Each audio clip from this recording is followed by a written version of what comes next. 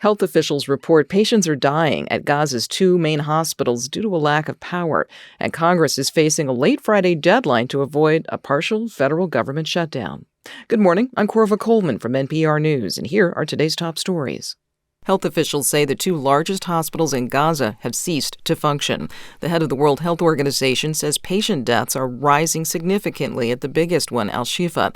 Some of the vulnerable patients are premature babies who are on ventilators. Israel is blocking fuel imports into Gaza. There's no power to the hospitals.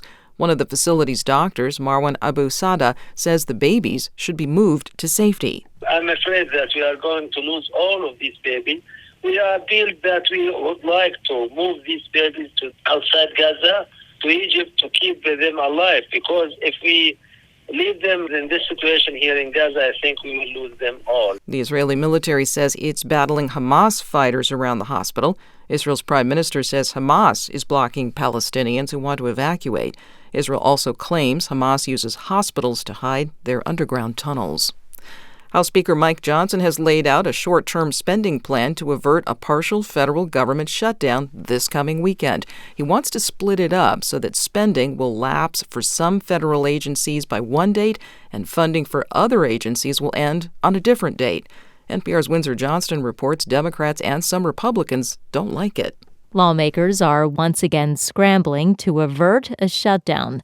Justin Crow, a political science professor at Williams College, says he expects the partisan bickering to come down to the wire. In some ways, the only thing that moves action in Washington on these days is external forces, right, is the impending government shutdown and the loss of certain benefits and the people losing paychecks and things like that. The stopgap bill would fund certain federal agencies through mid-January and others until early February.